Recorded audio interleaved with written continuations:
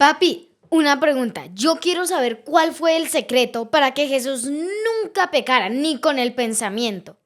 Melanie, qué interesante. La Biblia dice que no hay justo ni aún uno. Dice que todos somos pecadores, pero hubo un personaje maravilloso, como lo fue Cristo Jesús, y como tú dices, nunca pecó. Y hoy vamos a analizar cuál fue el secreto para que Cristo no hubiera pecado ni siquiera con el pensamiento. Una vida llena de éxito, una vida perfecta. Y muchos se pueden preguntar, ¿y será que eso se puede lograr? ¿Cómo lograr vencer el pecado, apartarnos del mal? Cristo sí lo logró. Melanie, vamos a leer un texto donde nos afirma de que realmente él nunca pecó. En Hebreos 4, versículo 15 dice, porque no tenemos un sumo sacerdote que no pueda compadecerse de nuestras flaquezas, sino uno que fue tentado en todo, según nuestra semejanza, pero sin pecado. Melanie, cualquiera puede llegar a pensar de que Cristo no pecó porque no fue tentado. Pero el texto dice que Cristo fue tentado en todo, según nuestra semejanza. Recuerda, Melanie, en el desierto, las tres tentaciones que le colocó Satanás en el desierto, ¿cierto? Lo tentó con el apetito, luego lo tentó con la presunción y por último lo tentó pidiéndole a Jesús que lo adorara y le daría todos los reinos del mundo. Así que, Melanie, Jesús fue tentado en todo, pero no cayó. Melanie, ¿cuál sería el secreto? Lo vamos a descubrir a continuación. Bueno, una de las cosas que Jesús hacía y es muy importante para nuestra vida, y yo creo que eso fue una de las cosas más importantes que le ayudó a Jesús a no pecar, porque también la gente puede decir, ay, pero lo que decías, no fue tentado. Pero sí, antes lo que decíamos, yo una vez lo dije, que antes Jesús era el que más se le pone entradas, ¿verdad? A Jesús Satanás era no, que porque vino a esta tierra no iba a ser tentado, antes peor, era al que más Satanás quería tentar. Y vamos a ver cuál fue una de esas maneras para vivir una vida exitosa. Bueno, Marcos 1:35 dice, levantándose muy de mañana, siendo aún muy oscuro, salió y se fue a un lugar desierto y allí oraba. Que dice que a las 10 de la mañana se levantó, desayunó y luego oró así, ya, amén. No, dice que levantándose muy de mañana, que dice que cuando aún era oscuro, se refiere a que él tenía una comunión directa con su padre. Así estuviera aquí en esta tierra, él no se olvidó de su padre. ¿Y él cómo hablaba? Él iba al cielo, se comunicaba con su padre. No, él por medio de la oración, Jesús se comunicaba con su padre, le pedía sabiduría para poder enfrentar todas las tentaciones y todas las pruebas que tenía en esta tierra. Melanie, definitivamente la oración es un arma poderosa para defendernos de Satanás. Y fíjate que Jesús no oraba 5 minutos, no oraba 10 minutos, no oraba a las carreras. A veces nosotros nos arrodillamos y a los 3 minutos uno dice amén. No hay más nada que decirle a Dios. Se supone que la oración es hablar con Dios como un amigo. Melanie, ¿cuánto es lo más que tú has pasado hablando con una amiga o con un amigo? Pues horas, pero como nosotros no nos damos cuenta, nosotros con un amigo podemos durar horas y horas y horas hablando. Cualquier tema de conversación. Pero cuando oramos, y me imagino que nos ha pasado, por lo menos a mí me ha pasado. Uno predica a Jesús, tú hablas en la oración con Jesús como si fuera tu amigo, porque Él es nuestro amigo, ¿verdad? Uno hasta lo dice, pero uno se le dificulta, ¿no? Como que yo qué más le cuento a Dios. Y ahí sí cuando uno está con un amigo, ahí sí le cuenta de todo, ¿verdad? Eso es algo muy extraño, pero podemos ver que Jesús hablaba con sus discípulos, pero también Él se comunicaba con su Padre, ¿verdad? ¿Por medio de qué? De la oración. Y como tú decías, Él podía durar horas y horas hablando ¿Por medio de qué? De la oración. Melanie, ¿sabes? Estaba pensando cuánto puede durar uno en una conversación con un extraño. Si tú vas por la calle y ves a alguien por primera vez y comienzas a hablarle, ¿cuánto crees que duraría esa conversación? Por ahí máximo 2 minutos, pero que uno, digamos, no sé, por ejemplo, una bicicleta no vio, yo tampoco vi, cruzamos la calle y ¡ay! Ya nos tropezamos, ¿verdad? O uno se tropezó con una persona y uno, ¡ay, perdóneme, ya, disculpas, ¿verdad? Es un ejemplo. ¡Ay, perdóneme, ya!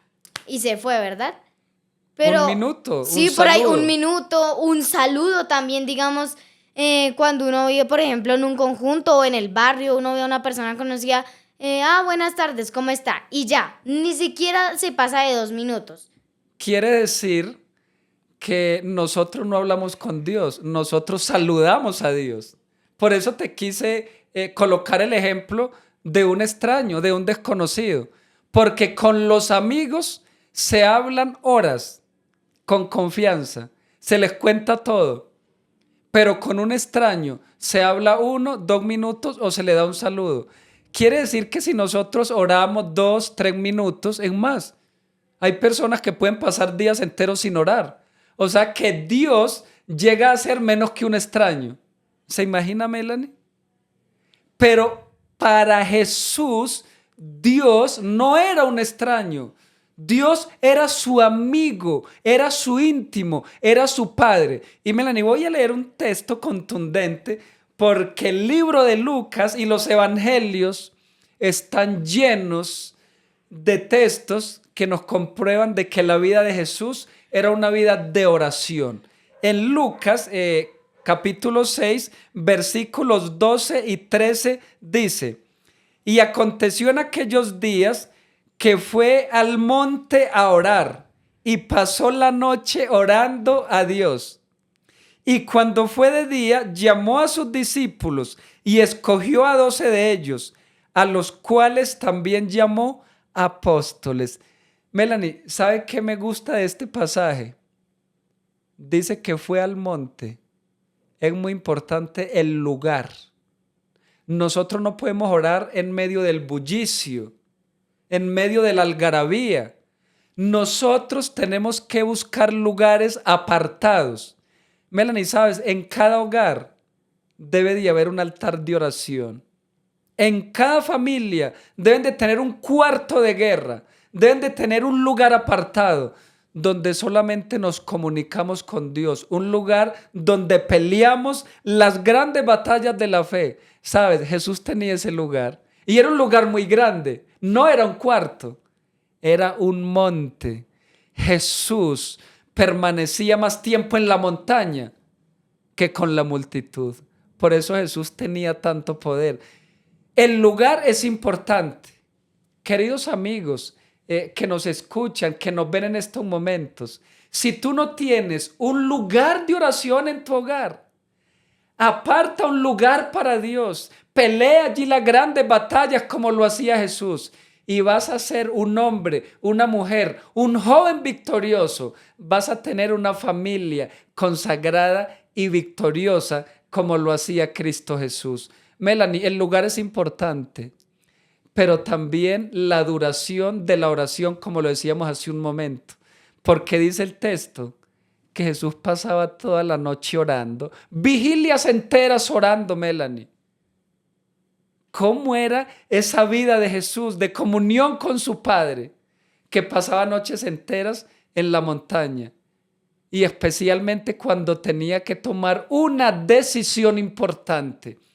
Cuando Jesús tenía que sanar a una persona, cuando Jesús tenía que hacer un milagro, cuando Jesús tenía que predicar, él pasaba toda la noche en oración con su Padre, pidiendo poder. Y por eso Jesús en el día recorría las aldeas y sanaba y predicaba, porque Jesús tenía poder por medio de la oración. Cuando Jesús fue a elegir a los discípulos, ¿se imagina, Melanie, si Jesús dice, ay, voy a llamar a 12 hombres? Y dice, voy a ir allá al Sanedrín y los primeros que me encuentre allá en la entrada al templo. Y entonces va y dice, voy a llamar a este que está bien vestido, a este que tiene corbata, a este que está más preparado, a este que es bien hablado. No, Jesús no escogió a los discípulos al azar. Jesús pasó la noche en oración y esa noche el Padre le reveló a Jesús quiénes debían ser los discípulos que iban a conformar su primer grupo misionero. ¿Qué opinan, Melanie, de esto tan Y tremendo? como él vivía, como él tenía una vida de oración, eh, su padre, Dios, él le reveló exactamente quiénes tenían que ser. Él, imagínate, él no le dijo, estos hombres que lo que decías del Sanedril, que son bien presentados, tienen educación. No.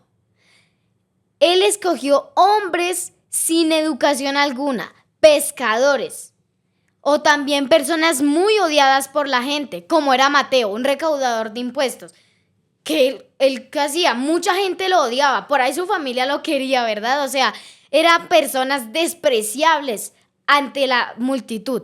Pero Dios, el ejemplo de David, Dios que mira, no mira físicamente, sino que Dios lo que mira es el corazón. Podrían ser personas tercas, mal habladas, sin educación, pero Dios y Jesús tienen un propósito con ellos. Y podemos ver que ellos más adelante hasta decían que iban a dar su vida por Jesús. Y ellos, cuando Jesús murió, ¿qué hicieron? Ya, pues murió, ya que no. Esos años que pasaron con Jesús, Jesús les enseñó y ellos que repartieron el mensaje. Entonces podemos ver que gracias a que Jesús vivía en comunión con Dios, lo llevó a tomar las mejores decisiones, como fue escoger a sus discípulos para que siguieran llevando el evangelio a otras personas. Pero otra de las maneras que hacían que Jesús nunca pecara, la encontramos en Lucas 4:16. Nos dice, vino a Nazaret, donde se había criado, y el sábado entró en la sinagoga, conforme a su costumbre, y se levantó a leer. ¿Qué hacía Jesús? Dice, cada 15 sábados o cada 15 días iba a la iglesia, un sábado sí, un sábado no. No, como era de costumbre todos los sábados. La costumbre también. Así como Jesús se acostumbraba a orar, él también que decía, cada sábado, sin faltar, todos los sábados iba a la sinagoga. ¿Y qué hacía? ¿Se sentaba a escuchar ahí?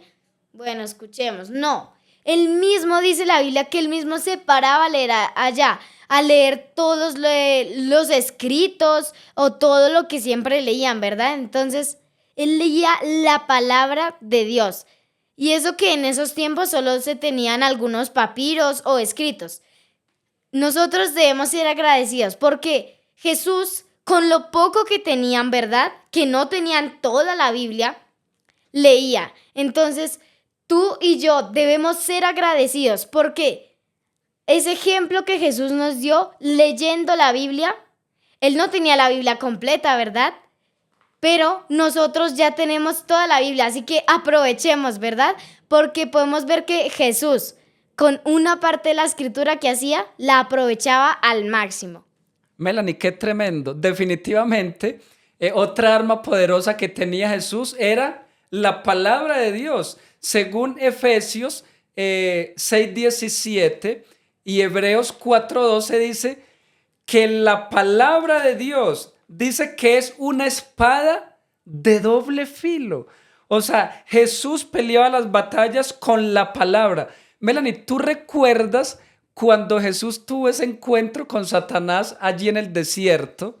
Cuando Satanás viene con la tentación, ¿cómo le respondía Jesús a cada tentación? Escrito está. Y siempre Jesús se remitió a la palabra. Y Jesús en la primera tentación le dijo, no solo de pan vivirá el hombre, sino de qué, sino de toda palabra que sale de la boca de Dios. O sea, Jesús sabía dónde estaba el escrito. ¿Sabe, Melanie, por qué nosotros caemos redonditos en la tentación? Porque viene la tentación y nosotros no sabemos dónde está el escrito. O no sabemos ni siquiera si está escrito. Entonces, Melanie, si no leemos la palabra, pues no tenemos cómo defendernos. Melanie, te voy a colocar un ejemplo.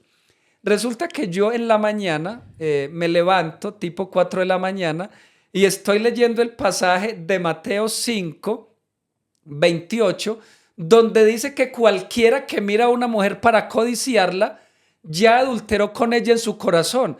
Y yo comienzo a pensar, oiga, yo no debo de mirar a una mujer para codiciarla, diferente a mi esposa, ¿cierto?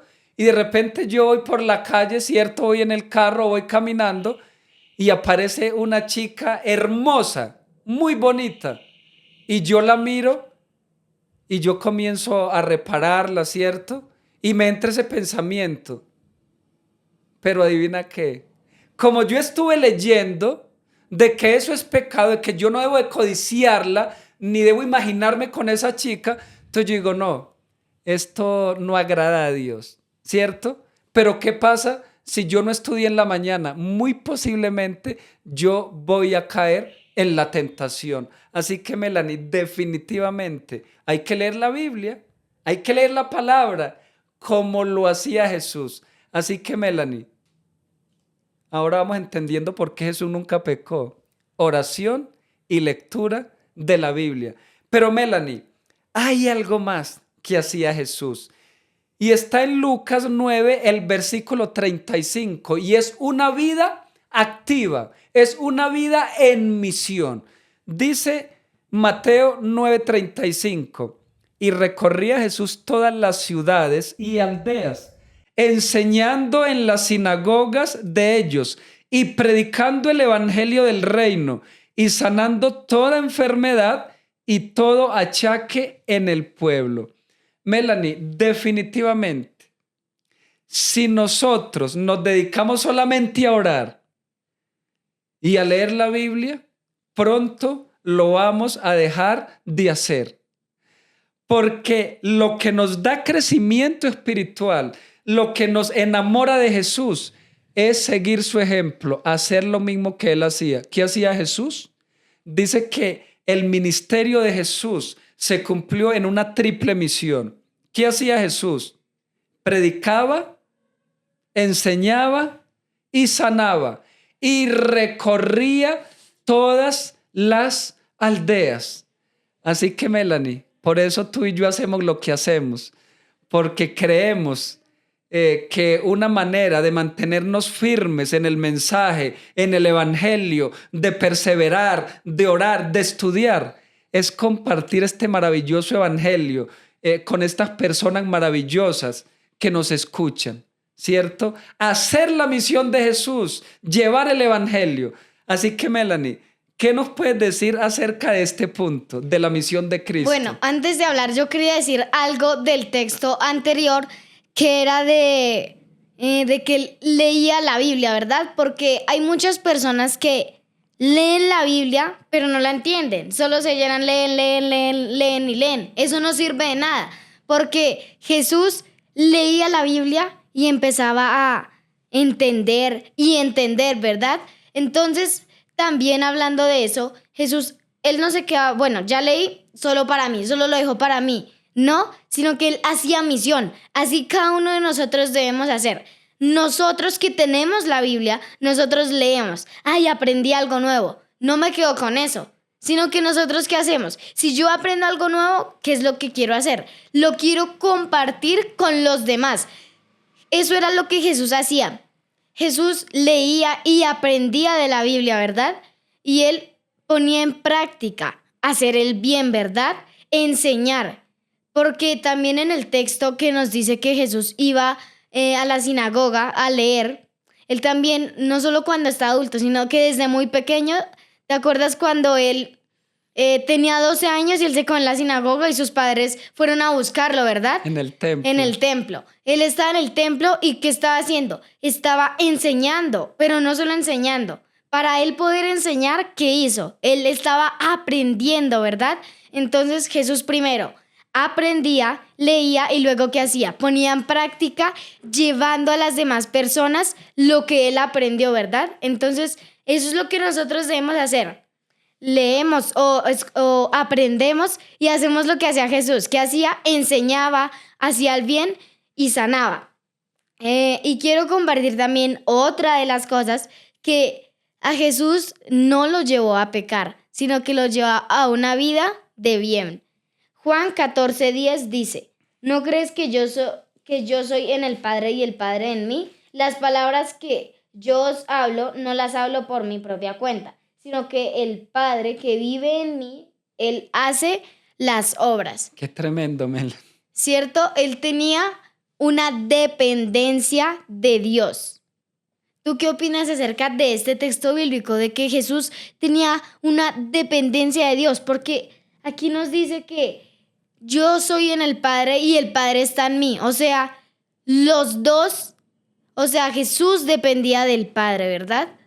Melanie, prácticamente en este punto se resume el éxito que tuvo Jesús en su misión. O sea, Jesús no trabajaba independiente. Jesús no trabajaba solo, porque Él dice, me gusta una parte que dice el texto que dice, el Padre que obra en mí, dice, Él es el que hace las obras a través de mí. O sea que Jesús no decía, se me ocurrió ir a Galilea, a Capernaum, voy a ir allí a Jerusalén, a Nazaret. No. O sea, lo que hablaba Jesús en las noches con su Padre, entonces allí Él recibía la información y entonces decía, bueno, Padre, yo solamente vine a esta tierra a glorificarte a ti. Él en el libro de Juan, en muchos pasajes, Él reiteraba y decía, no vine para hacer mi voluntad, sino la voluntad del que me envió. Y por eso Jesús triunfó en la misión, porque Jesús dependía del Padre. Y Él decía, es que el Padre es el que hace las obras. ¿Sabes, Melanie? Jesús dijo que si nosotros nos consagrábamos a Dios, dice, obras mayores que las que yo hice van a hacer ustedes. Melanie, qué tremendo. Si Jesús resucitó muertos, si Jesús le volvía la vista a los ciegos, levantaba a los paralíticos, alimentaba multitudes, y sin embargo Jesús dijo que nosotros podíamos hacer obras mayores que Él. Eso se lo dijo a los discípulos, pero hoy nosotros lo tomamos de manera personal. ¿Saben, Melanie? Los discípulos hicieron obras mayores porque resucitaron muertos, porque aún la sombra de ellos sanaba. ¡Qué tremendo, Melanie! ¿Cómo depender de Dios? Eso hace que seamos personas llenas de poder y apartados del mal. ¿Qué opinas de esa parte, Melanie? Bueno, yo opino que, la dependencia de Jesús también lo llevaba a lo que decíamos, a una conexión con Dios, porque Jesús, lo que decías, Jesús no decía, ay, hoy quiero sanar a esta persona, no, sino que primero esto podemos ver que todo se conecta. Que Jesús dependía de Dios, pero por medio de ¿qué? De la oración, ¿verdad? Entonces Jesús primero consultaba con el Padre y decía, Señor, ¿qué es lo que debo hacer, verdad? Él primero hablaba con el Padre, por eso tantas horas de comunión con Dios. Él hablaba y él ya tenía prácticamente, él ya sabía qué era lo que iba a hacer, ¿verdad? Ya que él dependía totalmente de Dios. Jesús no hacía algo sin informarle a Dios, ¿verdad? Digamos, por ejemplo, cuando Jesús estaba en el Getsemaní, él le decía al Señor, Señor, haz yo no quiero que se haga mi voluntad, sino la tuya. Pero si es posible que me libres de este trago amargo, de esta copa, por favor, hazlo. Pero que decía, Jesús en ese momento dependía de Dios. Señor, haz conmigo como sea tu voluntad. Eso es un muy buen ejemplo de que Jesús, cuando vino a esta tierra, Él no dijo, bueno, chao, Padre, nos vemos cuando yo ya haga todo. Sino que Él,